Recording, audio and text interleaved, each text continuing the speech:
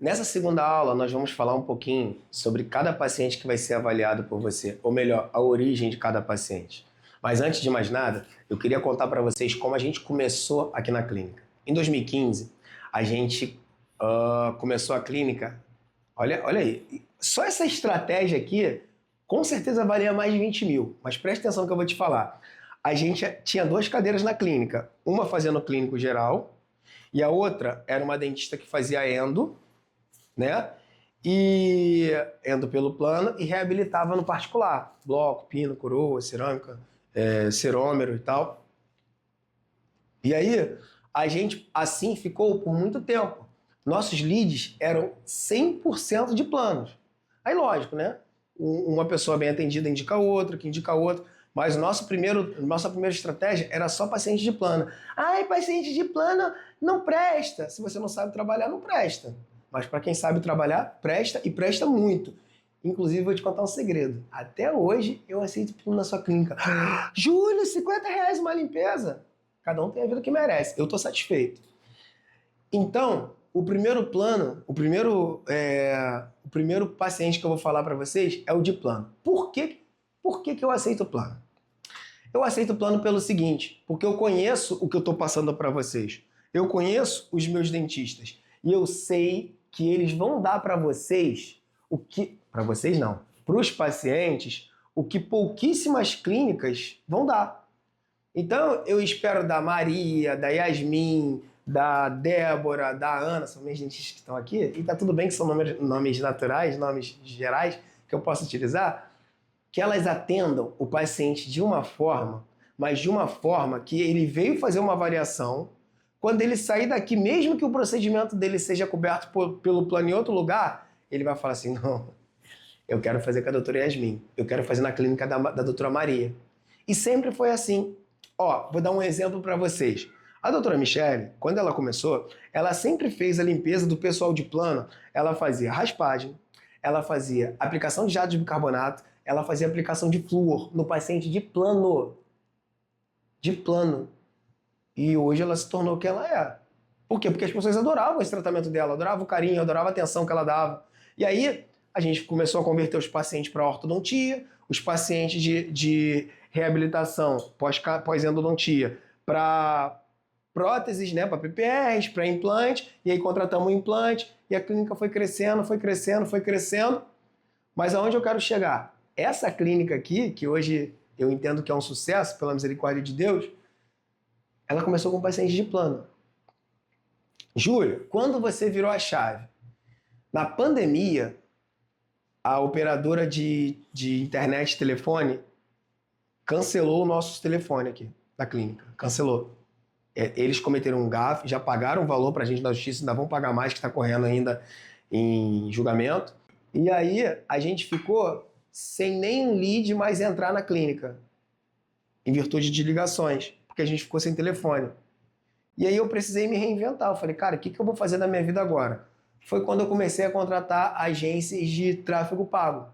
Aí contrata uma, aí tenta outra, tenta outra, tenta outra, tenta outra. Daqui a pouco a gente vai falar sobre isso. E aí que eu comecei a entender que poderia vir leads de outro local, tá? Mas o importante é, o paciente de plano, ele é importante sim. O paciente de plano, ele foi quem fez a clínica acontecer, tá? Poxa, eu tenho 10 anos de clínica odontológica. Se eu ainda aceito paciente vindo de plano, eu não sou doido. Eu acho que eu mando bem nessa questão de gerir clínicas. Por que eu estou fazendo isso? Tem um motivo. A estratégia está dando certo. Ah, mas eu não consigo. Então, o problema não é no paciente. Se tem um dentista que consegue fazer, o problema nunca é do paciente. Tá? O próximo paciente que eu coloquei aqui é a localidade. Tem algumas clínicas, por exemplo, uma das nossas clínicas é num shopping. E aí o paciente passa e entra. Tá bom? Esse paciente é o paciente que a gente não consegue avaliar muito bem, porque ele é uma caixinha de surpresa. Né? Esse é o único paciente que a gente não sabe se ele é muito bom ou muito ruim. Como é que eu vou saber disso? Vou pegar no final do mês quantos pacientes entraram naquele local, quantos pacientes fecharam e qual o valor do ticket médio.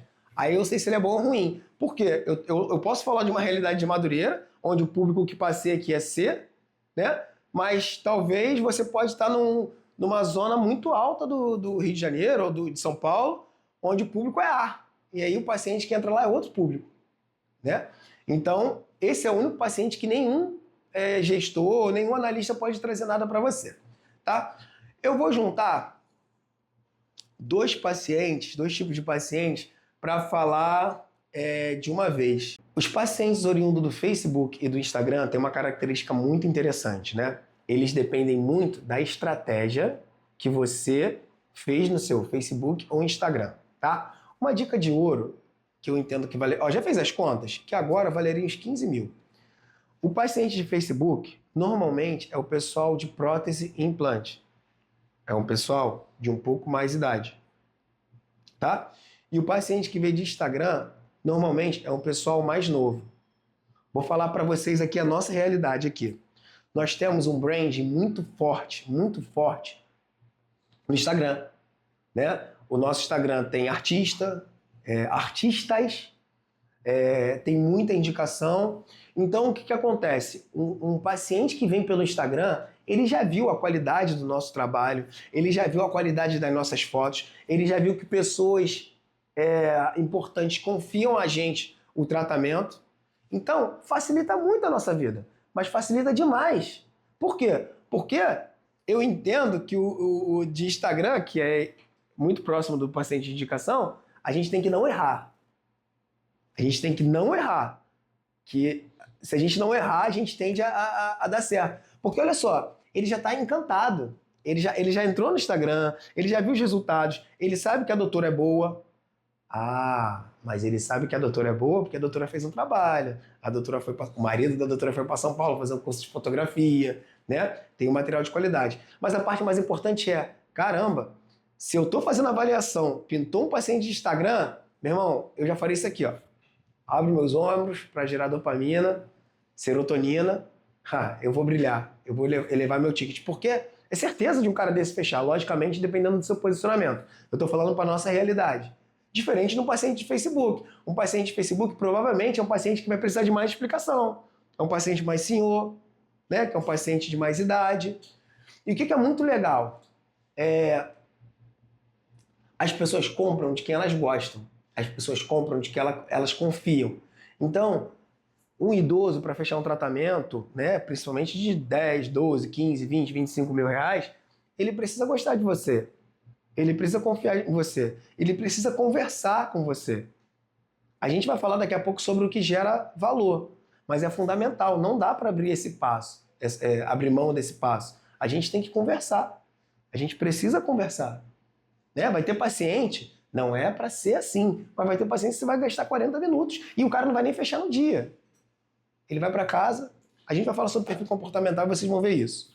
Tá bom? Então, Facebook, a gente vai ver que é o pessoal de mais terceira idade. Instagram é o pessoal normalmente mais novo.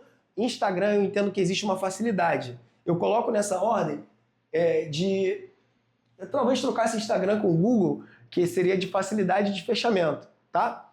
O próximo paciente que eu vou falar para vocês é o do Google. Dentista tem que se ligar nisso. É importante que a gente tenha boas avaliações, tá? Mas pra gente aqui, o que é o Google? O Google é o seguinte, é uma pessoa, olha só, no Instagram eu tô lá vendo um monte eu não faço isso não, tá? Tô lá vendo um monte de besteira, bum, aí apareceu um impulsionado da doutora Yasmin fazendo Botox. Poxa, ela que fez o Botox, ela nem tem. Eu acho que eu preciso de Botox. Ó, retoque, tá? Acho que eu preciso de Botox. E aí me chamou a atenção, mas talvez nem seja uma coisa que eu queira muito. Pô, eu queria. Então, olha aquele dente bonitão lá que a doutora fez. Queria esse dente. Mas talvez nem seja o que eu queira muito. O Google não. O Google, gente, é o cara que procurou aquilo. Ele entrou no Google e falou assim, ó, quero fazer implante dentário. Ou implante dentário em Copacabana. Ou lente de resina na Barra da Tijuca. É uma pessoa que está querendo aquilo. Não foi uma pessoa da rede social que passou e viu. Ele está querendo. Então, a tendência dessa pessoa fechar tem que ser muito grande. Por quê? Porque ele está procurando. Poxa, Se tu tá procurando uma televisão, tu não fica procurando televisão só para pesquisar preço. Normalmente é o que você quer comprar. Então, o paciente que entrou na sua clínica com o interesse com a busca pelo Google, vocês têm que errar muito também. Se vocês fizerem esse passo a passo aqui, ele não vai fechar por uma ocasionalidade, mas a gente vai fazer absolutamente tudo para que ele feche. Beleza? Paciente de indicação, meu amigo. Se você não fechou 5 dos últimos 7 pacientes de indicação, fecha a sua clínica e só volta a atender quando você acabar esse curso. Fecha. Porque olha só, paciente de indicação, alguém já fez, já gostou, te indicou e agora é só fazer. O cara já viu.